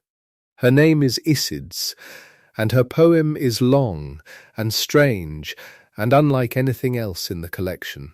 It is the kind of poem that once you have heard it, you carry with you into the night like a stone in the pocket, not a heavy stone, but a smooth one, something to hold. She tells her story to a fellow nun. That is how the poem opens, two women sitting together, and one of them says, "Let me tell you something. Let me tell you about my life before this." Isids was, by all accounts, a good wife. She woke before her husband. She ground the grain. She cooked the food. She set out the water for washing his hands and feet. She served him as her own mother had served her father, carefully, without complaint, with what the poem calls a respectful heart. She was not neglectful. She was not unkind. She was not difficult. And yet, after a short time, her husband went to his parents and told them he could no longer live with her. He wanted her gone. No reason. No specific accusation, only that he could not bear to stay. She went home. Her parents, bewildered, arranged another marriage. This husband, too, after a short time, sent her away. No reason, only that he was repelled by her presence, though she had done him no wrong. A third marriage. Again, gone, pause, and feel the weight of that, if you will. 3 times. 3 separate households in which she did everything right and was nevertheless found unbearable for reasons she could not name and was never given. This is the kind of thing that can hollow a person out, if she lets it, the not knowing, the sense that something is wrong in the deepest part of her that nobody will name for her, and so she cannot defend against it, and cannot fix it, and cannot explain it to herself in the dark. Isids did not pretend this away. She sat with it, and the answer she arrived at in the world the poem inhabits is the answer of past lives. She had, in a life before this one, been a man who committed adultery, not once, with the wives of other men, more than once, and with pleasure and without much remorse, until the life ended. And the consequence of that, the ripple of it through the stream of rebirth, was this. She came back as a woman married 3 times over to men who could not stay, not because she deserved punishment, in the modern sense of that word, but because actions have weight, and the weight travels. This is the framework the poem offers. You may hold it lightly, if that is more comfortable. You may set the metaphysics down and carry only the human story. A woman who did everything right and was still left, 3 times, without being told why. And who sat with that, alone, and tried to understand it. And who eventually let it go and walked a different path entirely. The poem does not end in bitterness. It ends in release. She ordained. She practiced. And the closing note, as with so many of these women, is recognition. Not triumph, not vindication, simply the quiet knowledge that something she had been carrying for lifetimes, a weight she couldn't name, had finally been set down. The burden is laid down. That is the refrain the collection returns to, again and again. Not, I have been proven right. Not, justice came at last. Only, the weight is gone. Only, I can rest now. Breathe slowly here. Let the air come all the way in. Notice the stillness of wherever you are, the weight of you against the mattress or the chair, the specific quality of the room's darkness. You don't need to believe in past lives to hear what Isids is saying. You only need to have held something you couldn't explain, some grief without a clear cause, some failure you couldn't account for, some inexplicable wrongness that nobody could point to and name for you, and so you were left to carry it alone. That is a very old kind of ache. And she had it. And she named it, and she laid it down. When you are ready, we will continue together. There is something I promised you at the beginning of this night. I said one of these women did something with her own eye that you would not forget. I want to be careful with this, because the story is striking, and the Sleep Piece Register is not the place for drama or shock. But it would be wrong to leave it out. It belongs here. It is part of what these women were. Her name is Sub, and she lived near Jaka's mango grove, the Javakam Bhavana, a garden outside Rajagaha that had been donated to the community. She was a nun, walking through the grove, when a man stopped her. He blocked the path. He was not violent. He was the kind of man who considers desire a compliment. He spoke at length about how beautiful she was. He spoke in particular about her eyes. And Sub stood in the grove and answered him. She answered with the full force of what she had come to understand, that the body is impermanent, that beauty is a surface, and surfaces pass, that what he was looking at was already changing, already dissolving, that the form he admired was the same form that would one day be indistinguishable from the earth it came from. She spoke calmly. She reasoned clearly. She did not shout or curse or run. She simply told the truth. And he did not move. There is a particular kind of man who mistakes a clear argument for an invitation, who hears a woman speaking and understands it as part of a performance for him, regardless of what she is actually saying. She spoke to him, and he stood there still, looking at her eyes. And then, here is the part the poem gives, she plucked out one of her eyes. Calmly, and she held it out to him. "Here," she said, "this is the thing you want. Take it." He recoiled. The desire in him turned instantly to something else, to horror, perhaps, or shame, or the sudden unwanted clarity of seeing what he had actually been doing. He left. He did not come back. And the tradition adds that in the Buddha's presence, her eye was restored. I tell you this not because it is the typical note of the Therigatha. It is not. The collection is mostly quieter, smaller, more domestic than this. But Sub's poem is in the book, and it matters, because what it says underneath the drama is something many of the other poems also say. A woman's body is not a stage on which she performs for the benefit of other people's desires. It is hers. It is where she lives. And she may, if she chooses, decline to be looked at. That is what Vimal said, naming the snare at the brothel door. That is what Ambapali said, inventorying her aging body with the refrain not otherwise. The relief of no longer having to be beautiful for anyone is not a modern idea. It was named by women 2,500 years ago, in their own words, in a book that was kept. Breathe. Notice the particular mercy of this hour. Nobody is looking at you right now. Nobody needs anything from you. You are exactly as you are, and the dark is quiet, and it is enough. Let us pause here for a moment. Let the breath come slow and even. Notice what has softened, and when you are ready, we will continue together. There is something I want you to know about how these women came to the robe. Many of them were young. They came after loss, or after a great unmaking of the life they had assumed they would live. The stories travel fastest about the young ones, Kisagotami with the child, Paka in her single catastrophic day, Sumed the princess at 19 refusing the crown. The young are easy to narrate, the before and after are clear. But not everyone got there young. Some of them arrived at the gate very late. And I want to sit with that for a moment, because it matters for a particular reason. There is a woman in the Therigatha named So, whose poem the tradition describes with a small piece of information as large as a room. She was a mother of 10. 10 children she had carried and borne and raised and fed and lost sleep over.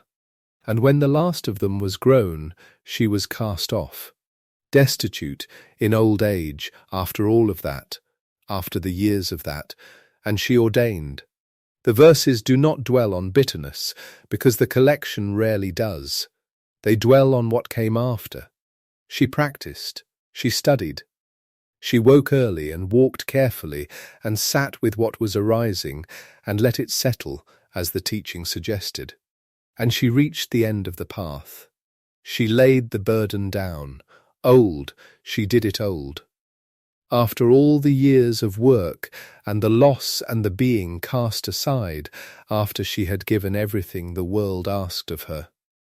This is for you, if it is for you.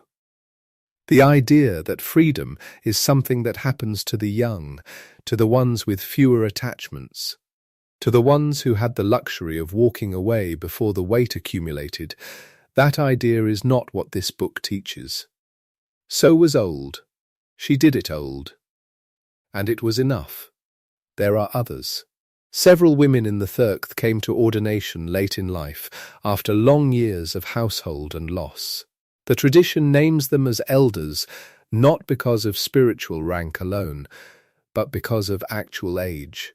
There, elder, it is built into the word. This is a book that takes its older members seriously. It does not treat age as something to work around. And of course there is Patacara, who was an old woman by the time she walked dust-footed to make her request for the 3rd time. She had raised a child who grew up to be the Buddha. She had spent years in a palace. She walked out of it late, feet swollen, with a company of Sakyan women behind her, and she stood there and asked again. She was not too old. She was, in fact, exactly old enough. Let us take a slow breath together. There is one thing I want to clear up before we reach the end of this night. We said, early on, that the Therigatha is the oldest surviving collection of poetry by women in the world. That is the claim. And it is true as far as collections go, as far as anthologies go. But the honest version of this requires a name. There is a woman named Enheduanna. She was a Sumerian high priestess who lived around 2300 BC, more than 1,000 years before the Therigatha was composed. She is the earliest known named author in all of world literature. Not the oldest text, but the oldest author we can name. And she was a woman. She wrote hymns of extraordinary force and devotion to the goddess Inanna, hymns that survive in copies made long after her death and which scholars can read today. So Enheduanna was first, not the Therigatha. And then there is Sappho, the poet of Lesbos, who lived around 600 BCE, roughly contemporary with the earliest composition of these verses, perhaps a little earlier.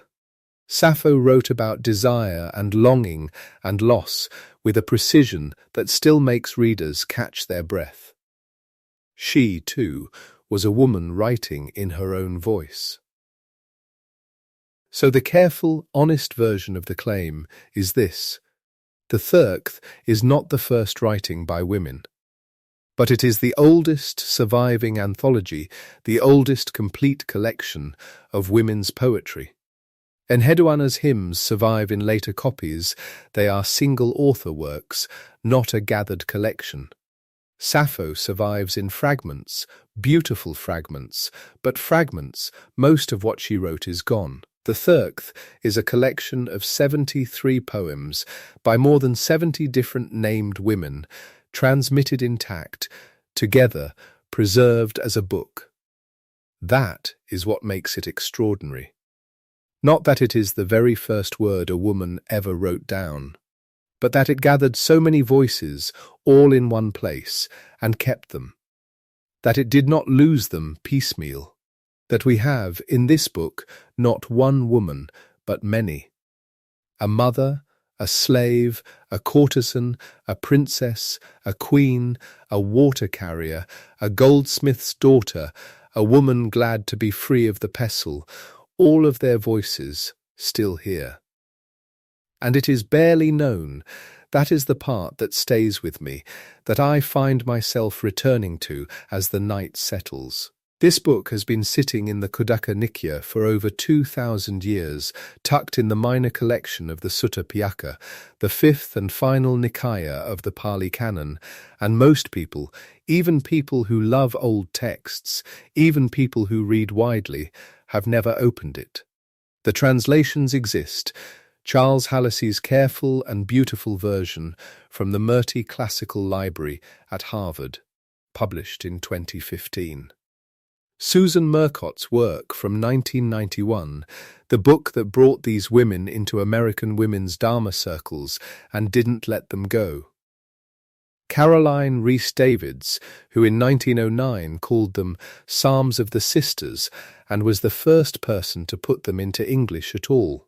Thanissaro Bhikkhu's plain, readable versions online.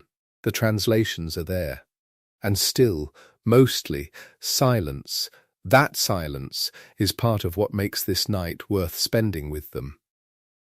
And now we come to the end. The Therigatha ends where all well-made things should end, with its largest, most complete gesture. The last poem in the collection, placed last because it is the longest, belonging to what the arrangement calls the Mahanipata, the great chapter, is the poem of Sumed. She was a princess of a city called Mantvat. Her parents had arranged her marriage to a king named Ankarata, and the marriage was meant to be magnificent, a great match, a full life, a palace, and all that a palace implies. She was 19 years old. She refused, not dramatically, not with a scene, not with weeping or flight. She refused with arguments. She sat with her parents, and she reasoned with them, long, patient, careful reasoning, about the nature of the body, the nature of pleasure, the nature of rebirth, the way that a life in the palace would be a beautiful form of captivity, and she did not want it. She wanted to be free. Her parents were naturally distressed. A king had been promised their daughter. A king was waiting. This was not a simple thing to undo. And Sumed, the tradition says, continued to reason. She talked about impermanence. She talked about what the body is, underneath its beauty. She talked about the path that was available to her, the path these other women had walked, and she spoke until her parents understood that she was not going to stop speaking. She ordained. She practiced, and the book ends there. The whole collection ends with a young woman talking her way out of a crown. I find that, as endings go, quietly perfect. The book opened with the simplest things, single verses, 2 lines, 3 lines, women saying in as few words as possible, I am free. I am done with the thing that was weighing me. The burden is laid down. And it closes with the longest poem, a young woman's long, careful argument for the life she had chosen over the one she was offered. Both things are true at once. Freedom is sometimes a single line, and freedom is sometimes a very long conversation with people who love you but cannot quite hear what you are saying. Let us pause here. Take a slow, deep breath, all the way in, and let it all the way out. Feel the weight of you. The weight is allowed to be there. You don't have to put it down right now. You are in a body, and bodies are heavy, and that is not a failing. It is just what it is to be made of this particular material, in this particular life, at this particular hour. Notice the dark behind your eyes. Notice the sound of your own breath, which is remarkably steady, which has been remarkably steady this whole long night, without you having to do anything at all to keep it going. Your body knows what to do. It has always known. And now let me gather the images of this night. Before we close, there was a woman named Mutta, whose name meant freed, who said she was free from the mortar and the pestle and her crooked husband, and free too from birth and death, and all that dragged her back was torn away. We have her exact words. The words came first, and the silence after the words, and then somehow, impossibly, the words again. Here tonight, there was Parker, who lost everything in a single day. Everything. All of it. And who found her awakening not in a grand gesture, but in the motion of water sinking unevenly into dry earth, some drops soaking in near, some far, none of it lasting. And she watched that, and she understood, and that night she pinched out her lamp, and her mind was freed.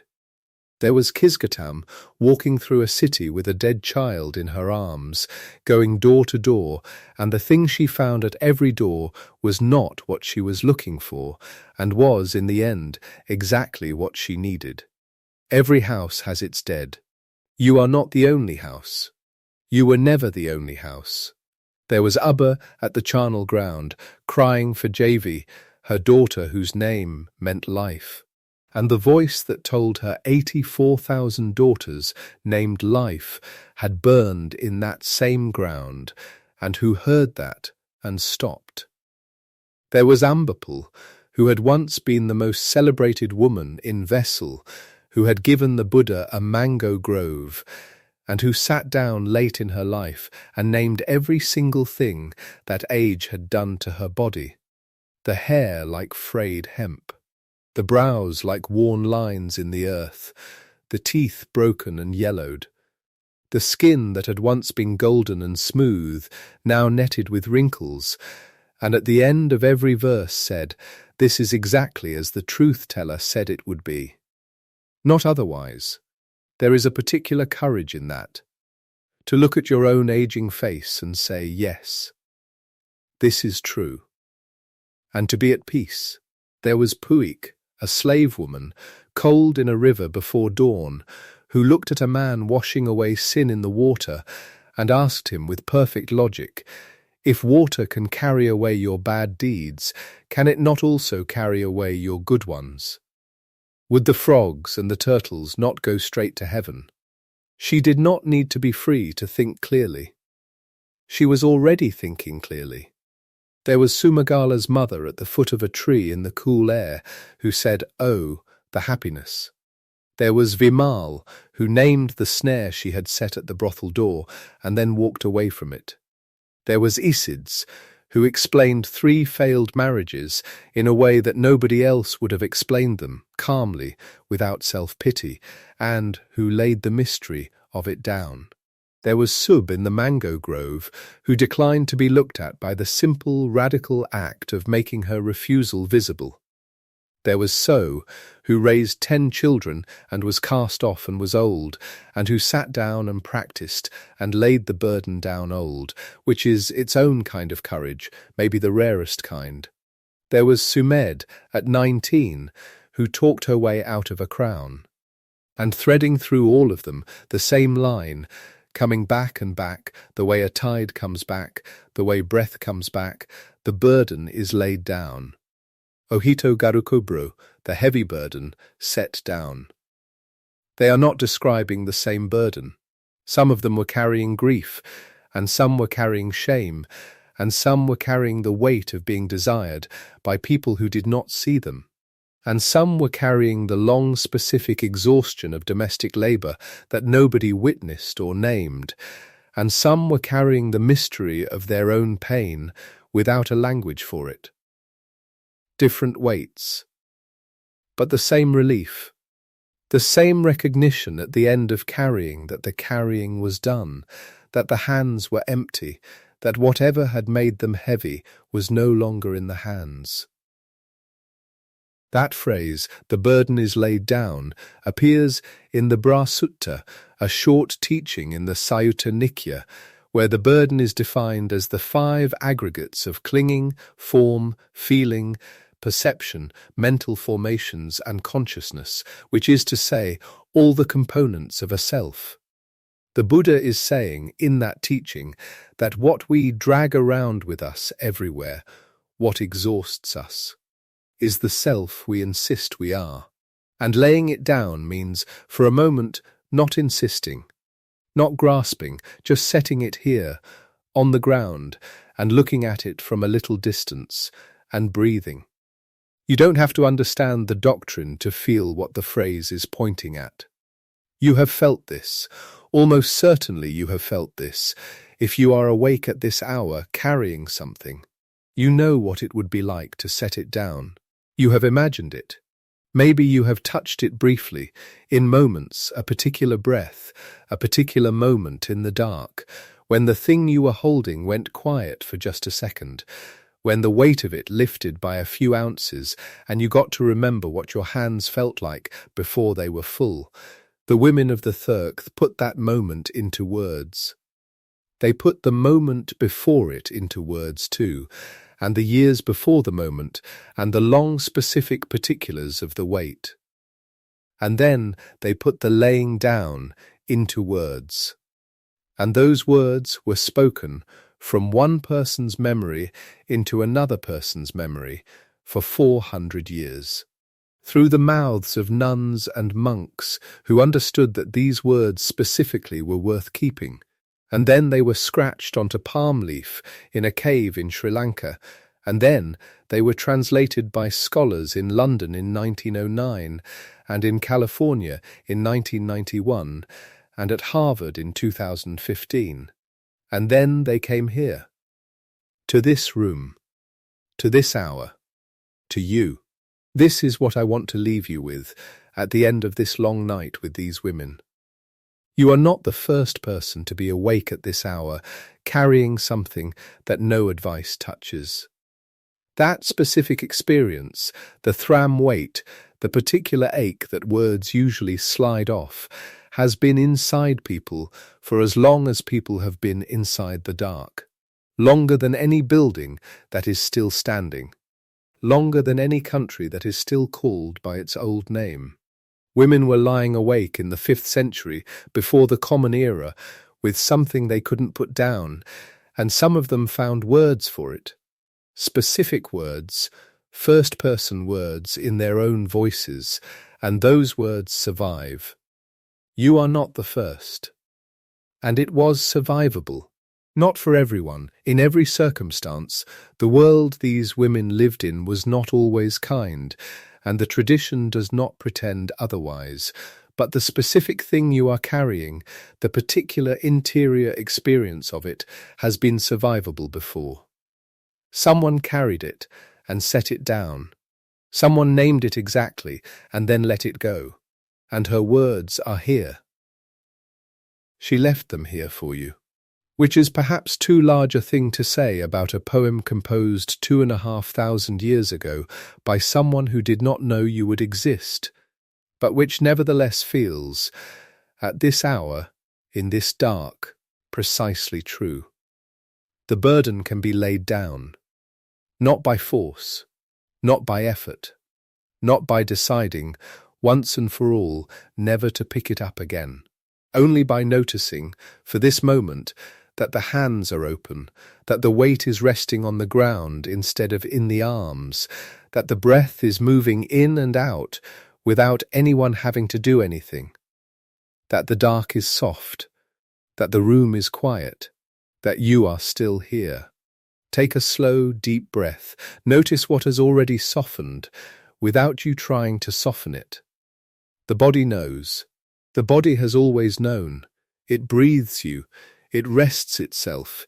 It heals itself in the night, without instructions, without effort, without your assistance.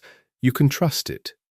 If you are somewhere in the world that is also night right now, if the dark is sitting on your side of the earth the same way it is sitting here, we would love to know. Share what time it is and where you are listening from. Wherever you are part of a very long chain of people who have sat with old words in the dark and found something in them worth keeping. You belong to that chain tonight. And now we are at the end. 73 poems, 522 verses, 16 chapters, arranged by length, from the single line to the long-last argument of a 19-year-old princess who had made up her mind. They are all still there, in the Khuddaka Nikaya, in the Sutta Pitaka of the Pali Canon, in the translations on the shelves and the free versions online, waiting for the next person who needs them. Mutta, who was freed. Paka, who watched the water. Kisagotami, who found the truth at every door. Ubbiri, who stopped grieving for one JV when she understood how many JVs there had been. Ambapali, who said not otherwise and meant it fully. Punnnika, who asked about the frogs. Sumagala's mother, who sat under a tree and said, "Oh, the happiness." Isids, who laid down a mystery she could not solve. Sub, who declined to be seen. So, who was old and did it anyway. Sumed, who chose the path over the crown. And Patacara, who walked dusty and barefoot to ask 3 times, who was the Buddha's aunt and his foster mother, and the first bhikkhun, whose own verses are in this collection, who made it possible for any of the others to be in it at all. All of them said, in the end, the same thing. Done is what had to be done. The burden is laid down. You don't need to remember all of their names. You don't need to remember the dates, or the cave, or the translators, or any detail at all. If one moment stayed with you tonight, one image, one line, one breath of recognition, let that be enough. It is enough. It has always been enough. The feeling of not being the first, of having been reached across a very great distance by someone who knew exactly what you were holding, that feeling is enough, even if by morning you cannot say where it came from. The dark is still soft. Your breath is still steady. Thank you for spending this night with these women. Thank you for listening. Welcome to Relaxing Subjects. Subject closed for the night. Let it all relax away.